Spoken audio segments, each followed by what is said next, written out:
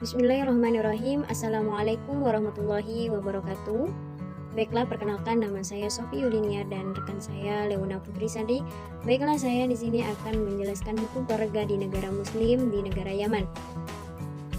Baiklah, untuk poin yang pertama yaitu tentang profil negara Yaman, di mana negara Yaman ini adalah sebuah negara republik yang terletak di Jazirah Arab, kawasan Timur Tengah, benua Asia, negara yang secara astronomis berada di antara 12 Celcius sampai 19 Celcius lintang utara dan 42 Celcius sampai 55 Celcius bujur timur. Ini hanya berbatasan dengan darat dengan dua negara yaitu Arab Saudi di sebelah utara dan Oman di sebelah timur. Jadi negara Yaman ini merupakan negara republik yang terletak di Jazirah Arab yang mempunyai batasan darat dengan dua negara yaitu Arab Saudi di sebelah utara dan Oman di sebelah timur.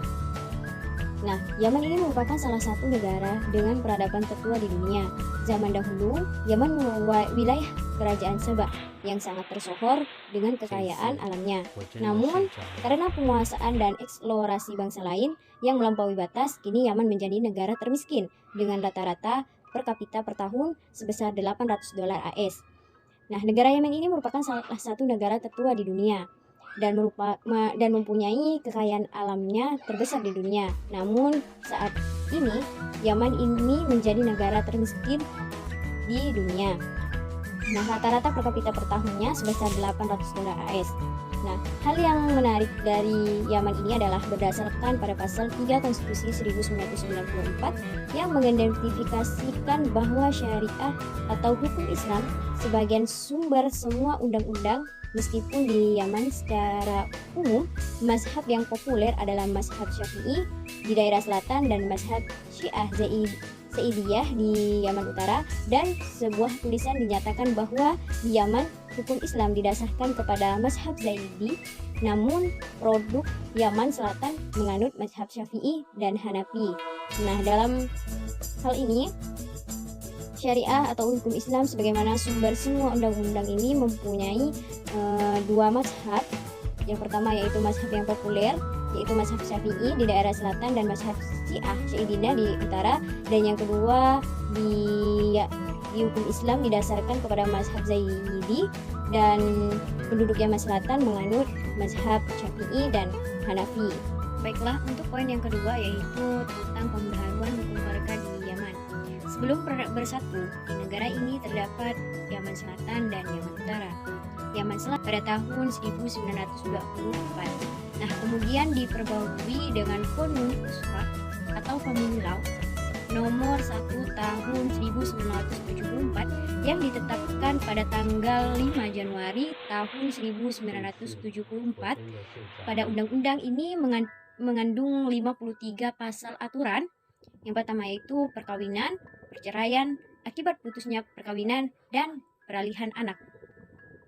Sementara Yaman Utara yang mayoritas penduduknya mengakui Syiah Zaidiyah tetap menggunakan Qanun al-Usra atau Family Law nomor 3 tahun 1978 sebagaimana pada Undang-Undang Hukum Keluarga dan mulai diberlakukan 8 Januari 1978.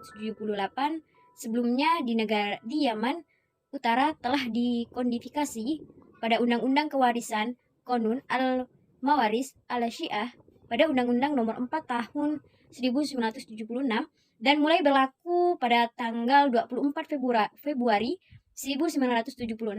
Undang-Undang Nomor 3 Tahun 1978 memuat 159 pasal, 3 bab. Namun, sejak ditetapkannya negara Republik Yaman, maka resmilah Undang-Undang Republik atau Republik Dance Law Nomor 20 Tahun 1992 sebagai Undang-Undang Hukum Keluarga. Nah, ada hal yang menarik menurut penulis bahwa sebelum tahun 1990, Republik Yaman saat ini yang terpecah dalam bentuk dua negara Yaman Selatan dan Yaman Utara telah memiliki undang-undang hukum keluarga tersendiri. Akan tetapi pada tahun 1992, Republik Yaman yang merupakan gabungan dari Yaman Selatan dan Utara mengeluarkan Undang-Undang Republik Yaman sebagai undang-undang hukum keluarga. Nah, ada beberapa hal yang menjadi sorotan dari penulis terkait dengan pembaharuan yang dilakukan oleh Republik Yaman dalam rangka pembaruan hukum keluarga di antaranya. Baiklah, selanjutnya saya akan menjelaskan batasan usia perkawinan di negara Yaman. Nah, batas usia perkawinan menurut Undang-Undang Keluarga Yaman, perkawinan anak di bawah umur dilegalkan, tetapi hukum melarang melakukan hubungan seksual sebelum permulaan masa pubertas. Artinya, saat anak itu dikawin pada umur yang cukup ilegal, maka hukum melarang melakukan hubungan seksual tersebut permulaannya itu pada masa pubertas. Nah, pelanggaran terhadap hukum dapat dikenakan hukuman denda atau hukuman penjara antara 1 dan 3 tahun dan kompensasi ganti rugi kepada istri atas hilangnya keperawanannya. Maksudnya di sini yaitu pelanggaran yang dilanggar oleh seseorang yang melanggar hukuman denda atau hukuman penjara akan dipenjarakan selama 1 tahun dan 3 tahun dan dapat mendapatkan ganti rugi kepada si istri atas hilangnya keperawanan. Pada Undang-Undang Status Pribadi tahun 1992 menetapkan usia minimum pernikahan pada 15 tahun untuk anak laki-laki dan anak perempuan. Tetapi pada saat yang sama mencabut hak anak di bawah umur untuk membubarkan perkawinan pada saat mencapai pubertas, seperti yang diperbolehkan oleh Undang-Undang Liar 1976. Sebagaimana hukum keluarga di negara-negara yang lain sebelum terjadi penyatuan Yaman Selatan dan Yaman Utara, Yaman Selatan juga menerapkan adanya batasan minimal usia nikah, yakni 18 tahun untuk seorang laki-laki dan 16 tahun untuk seorang perempuan. Nah, masih terkait dengan usia antara calon pengantin, juga ditetapkan bahwa perbedaan usia antara kedua calon pengantin tidak boleh lebih dari 20 tahun, kecuali bila calon perempuannya telah mencapai usia 35 tahun. Dapat pandangan fuqaha klasik, tidak ada larangan seperti ini.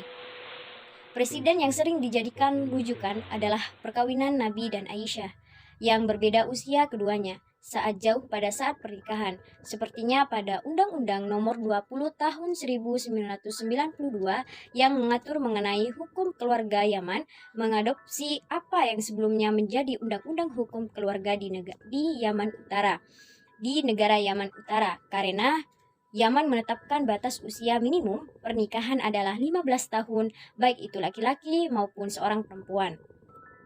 Baiklah, untuk poin yang kedua yaitu perwalian. Untuk sebuah akad pernikahan yang sah, seorang wanita Yaman membutuhkan izin dan tanda tangan kepada wali laki-laki pada saat dia tidak hadir dalam akad pernikahan, dan kemudian dilakukan oleh seorang hakim pengadilan. Pada pasal 7, tidak mengharuskan kehadiran pengantin perempuan untuk menghadiri sebuah akad pernikahan. Kemudian pada pasal 10 menetapkan bahwa perkawinan apapun yang dilakukan secara paksa dapat dibatalkan. Pada pasal 15 menyebutkan bahwa wali boleh menikahkan anak perempuannya yang masih kecil atau al-sakhirah, tetapi tidak boleh disetujui oleh suaminya sebelum bisa atau kuat disetujui. Meskipun umumnya sudah menginjak 15 tahun, mengawinkan jika ada maslahat 16 tahun, dan pada pasal 23 secara eksplisit mengharuskan persetujuan pengantin untuk perkawinan 17 tahun. Untuk poin yang ketiga yaitu pencatatan perkawinan. Nah, pencatatan perkawinan ini pada pasal 14 Undang-Undang Republik Yaman Nomor 20 Tahun 1992 mengharuskan pencatatan perkawinan mereka yang tidak mencatatnya paling lambat 7 hari setelah melangsungkan akad nikah dapat diancam dengan sanksi penjara. Secara khusus, pencatatan perkawinan yang diberlakukan di negara Yaman Selatan memiliki perbedaan dengan negara-negara muslim lainnya. Menurut hukum keluarga negara ini, pencatatan perkawinan berpengaruh terhadap keabsahan atau validitas sesuatu perkawinan. Dengan demikian, pencatatan perkawinan bukan sekedar persyaratan administratif saja. Nah, dalam hal ini berarti bahwa suatu perkawinan belum dianggap sah ketika pernikahan tersebut belum tercatat pada lembaga pencatat nikah yang sah. Baiklah, sekian dari penjelasan saya. Selanjutnya saya serahkan kepada rekan saya yaitu Leona Putrisari. Baik, masuk ke pembahasan keempat tentang perceraian. Dalam Undang-Undang Republik Yaman Nomor 20 Tahun 1992 menetapkan pembatalan perkawinan harus dengan keputusan pengadilan. Nah, menariknya alasan tidak sekufu dalam status sosial dapat menjadi alasan pembatalan perceraian, dan suami yang ketagihan alkohol dan narkotika dapat menjadi alasan perceraian tanpa harus mengembalikan uang mahar. Nah, kita ketahui bahwa suami memiliki hak untuk mengakhiri pernikahan dengan talak, suatu bentuk perceraian sepihak, dengan mengucapkan 3 kali "aku menalakmu". Nah, hal ini memberi pemahaman bahwa perceraian menjadi sah setelah suami mengucapkan kalimat dengan maksud menceraikan istrinya. Nah, seorang wanita hanya dapat mengajukan perceraian ke pengadilan dengan sejumlah alasan terbatas yang ditentukan oleh hukum, seperti suami tidak mampu memberikan nafkah, atau telah menyembunyikan kerugian, atau pergi dari kediaman selama lebih dari 6 bulan. Ketika permintaan perceraian didasarkan pada alasan lain, ia diharuskan membayar kembali maharnya dan membatalkan hak pemeliharaan. Nah, secara khusus di Yaman Selatan ada beberapa pasal yang penting yang termuat dalam Family Law of Republik Yaman South yang mengatur tentang permasalahan perceraian yang diatur dalam pasal 25 sampai pasal 30 dengan asas perceraian sebagai berikut. Pada pasal 25, perceraian yang dilakukan sepihak adalah dilarang, perceraian tidak sah, baik yang diucapkan atau ditulis kecuali setelah mendapat izin dari Badan Peradilan Pemerintah. Nah, pengadilan setelah diadakan pemeriksaan, dan pengadilan tidak akan mengabulkan atau mengizinkan kecuali setelah menunjuk seorang yang bertanggung jawab dan telah berusaha sekuat-kuatnya untuk mengupayakan perdamaian antara para pihak, dan pengadilan membenarkan alasan-alasan untuk menjatuhkan talak sehingga kelanjutan ikatan pernikahan tersebut dan hidup rumah tangga tidak mungkin lagi. Masuk ke pembahasan pasal 26. Perceraian yang dilakukan secara sepihak batal menurut hukum, dan pengadilan dapat memberi saksi bagi yang menjatuhkan talak lebih dari satu dalam sesaat. Nah, kemudian lanjut kepada pasal 29. Pengadilan dapat membubarkan atau memutuskan sebuah perkawinan dengan putusan cerai atau pisah atas perwakilan secara mutlak pada kasus sebagai berikut. 1. Apabila salah satu pihak sejak menikah merasa menderita karena salah satu pihak mengidap penyakit di mana penyakitnya tersebut dokter menyatakan bahwa penyakitnya tidak dapat disembuhkan atau tidak dapat melanjutkan pernikahan. Kedua, apabila salah satu pihak hilang atau pergi dalam waktu 3 tahun berturut-turut. Jika suami atau istri kembali, maka hubungan pernikahannya dapat dilanjutkan dengan masa iddah. Nah, ketiga, apabila salah satu pihak tidak sanggup memberi nafkah, di mana ketidaksanggupan pemberian nafkah tersebut patut terjadi, maka dalam kasus ini pengadilan dapat memberikan kelonggaran selama 3 bulan, dan apabila sampai batas waktu yang telah ditentukan tidak mampu memenuhinya, maka perkawinan dapat dibubarkan. Nah, selanjutnya pada pasal 30. Nomor 1. Apabila pengadilan menemukan fakta bahwa suami yang menjadi faktor penyebab perselisihan yang mengarah pada perceraian tersebut, sedangkan istri tidak ditemukan kesalahannya, maka istri yang telah diceraikan harus mendapat ganti rugi yang tidak terbatas seperti halnya pemberian nafkah selama 1 tahun. Nomor 2. Apabila seorang istri didapati suka bertengkar dan menjadi penyebab keretakan, maka pengadilan dapat menetapkan suami mendapatkan ganti rugi tidak terbatas sampai halnya mahar yang diberikan. Jadi kalau misalnya penyebab itu tuh karena si laki-laki, maka laki-laki itu harus memberikan nafkah selama 1 tahun. Kalau penyebabnya itu karena perempuan, maka si suami ini dapatkan ganti rugi sebanyak mahar yang sudah diberikan ke istrinya. Nah, masuk ke pembahasan kelima tentang kawin beda agama. Di Yaman Utara, perkawinan beda agama diatur dalam Undang-Undang Hukum Keluarga Qanun Al-Usra Nomor 31978 Pasal 47 menyebutkan ketika seorang muslim dan muslim masuk Islam dan istri yang bukan ahli Alkitab tidak masuk Islam atau agama ahli Alkitab, kita ketahui bahwa agama ahli Alkitab itu kayak Yahudi atau Nasrani gitu. Maka maka perkawinan tersebut dapat dibatalkan. Ketika seorang istri non-muslim masuk Islam sementara suami tetap non-muslim, perkawinan dapat dibatalkan. Ketika salah seorang muslim atau istri keluar dari Islam, maka perkawinan juga dapat dibatalkan. Nah, pengaturan perkawinan beda agama di Yaman Utara masih memandang bahwa seorang perempuan tidak boleh menikah dengan non-muslim dan seorang laki-laki hanya boleh menikah dengan wanita Ahlul Alkitab, sehingga dalam hukum keluarga Yaman Utara ditetapkan bahwa perkawinan dapat dibatalkan ketika suami yang non-muslim masuk Islam, sedangkan istrinya yang bukan Ahlul Alkitab tidak masuk Islam atau tidak beragama Ahlul Alkitab. Nah, begitu pula sebaliknya ketika sang suami tetap non-muslim sementara istrinya masuk Islam, perkawinan itu dibatalkan. Hal ini berarti hukum perkawinan beda agama ini mengikuti pendapat fikih bahwa perkawinan harus didasarkan pada prinsip suami harus beragama Islam atau istri beragama Ahlul Alkitab. Nah, pada Yaman Utara ini juga adalah negara yang mayoritas penduduknya mengikuti Syiah. Tidak mengherankan jika pengaturan perkawinan beda agama di Yaman Utara sejalan dengan pendapat ulama Syiah tentang membolehkan laki-laki muslim menikah dengan wanita Ahlul Alkitab. Sebagian dari mereka hanya berpendapat bahwa laki-laki muslim yang menikahi wanita Ahlul Alkitab tidak baik dan bentuk nikah daim atau mut'ah. Nah, namun jika dirujuk pada penyebab mazhab Syafi'i yang juga banyak dianut Muslim Yaman Utara, nampaknya aturan perkawinan beda agama ini tidak sejalan. Mazhab Syafi'i berpendapat bahwa menikah Ahlul Alkitab makruh hukumnya apabila mereka berada di Dar al-Islam dan lebih makruh lagi jika mereka berada di Dar al-Hub. Ini berarti Yaman Utara beranjak dari pendapat mazhab Syafi'i karena hukum keluarga di Yaman Utara tidak menghindari perkawinan dengan wanita Ahlul Alkitab. Meskipun dalam fikih makruh bukan berarti dilarang secara mutlak, tapi pada umumnya ketika dikenakan hukum makruh maka akan dihindari.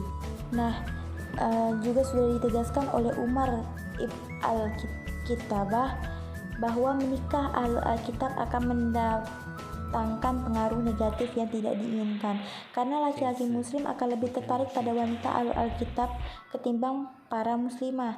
Nah, prinsip Umar dalam menghukumi perkawinan dengan Ahlul Alkitab ini menggunakan metode Sadd al-Zariyah, yaitu menutup bahaya yang menimbulkan akibat suatu perbuatan yang dapat menimbulkan bahaya. Jadi disarankan untuk tidak menikahi wanita Ahlul Alkitab. Masuk ke pembahasan ke-6, yaitu tentang poligami. Hukum keluarga di Yaman pada saat ini memungkinkan seorang muslim berpoligami dengan 4 wanita, juga non-muslim, jika ia dapat berlaku adil kepada semua istri-istrinya. Sedangkan wanita muslim hanya bisa menikahi satu pria yang harus menjadi muslim. Dalam Undang-Undang 1992 yang diperlakukan dari suami hanya dapat memberi pembuktian tunjangan sah untuk menikahi lebih dari satu istri. Nah, maka Undang-Undang pada tahun 1998 mencabut hal tersebut, kemudian mengganti dengan istilah dapat memberi jaminan untuk istri pertama. Perubahan lain yang dilakukan terhadap Undang-Undang 1992 pada tahun 1998 yaitu membebaskan suami untuk memberitahu istri pertama yang telah ada mengenai niatnya untuk menikah lagi, yaitu poligami. Nah, yang diperlukan hanya menginformasikan kepada calon pengantin atau calon istri bahwa dia sudah menikah. Nah, jadi kalau misal di sana kita bisa cuman bilang kalau misalnya gitu tuh mau nikah lagi gitu. Nah, di Yaman, khususnya Yaman Selatan, bigamia beristri 2 hanya diperbolehkan setelah adanya izin tertulis dari pengadilan yang dapat diperoleh dengan alasan: 1. Istrinya mandul yang dinyatakan oleh dokter dan tidak diketahui sebelumnya. 2. Istri menderita penyakit kronis atau penyakit menular yang menurut medis tidak bisa disembuhkan, serta penyakit tersebut menghalangi kelangsungan kehidupan rumah tangga. Nah, terus di Yaman Selatan itu juga memberlakukan bahwa kalau misal orang yang mau poligami itu harus mendapatkan izin dari pengadilan. Jika tidak, dia akan mendapatkan sebuah denda maksimal 200 dinar atau penjara maksimal 2 tahun atau bisa mendapat sanksi kedua-duanya sekaligus. Jadi kalau misalnya tidak izin itu bisa dijerat dengan sanksi hukum yang berlaku. Selanjutnya pembahasan ketujuh tentang perjanjian perkawinan. Nah, menurut syariat, istri memiliki pilihan untuk memasukkan ketentuan dalam perjanjian pernikahan yang merupakan sarana yang digunakan oleh muslim wanita untuk memperkuat hak perkawinannya. Nah, meskipun hukum status pribadi tidak melarang hak itu, ini sangat tidak disarankan oleh keyakinan tradisionalisme dan kebiasaan sosial. Wanita di Yaman ini sebagian besar tidak menyadari kemungkinan ini. Nah, tanpa adanya ketentuan perjanjian, hukum di Yaman mewajibkan istri untuk mematuhi suaminya dan tidak dapat meninggalkan rumah atau bepergian ke luar negeri tanpa persetujuannya pada pasal 40.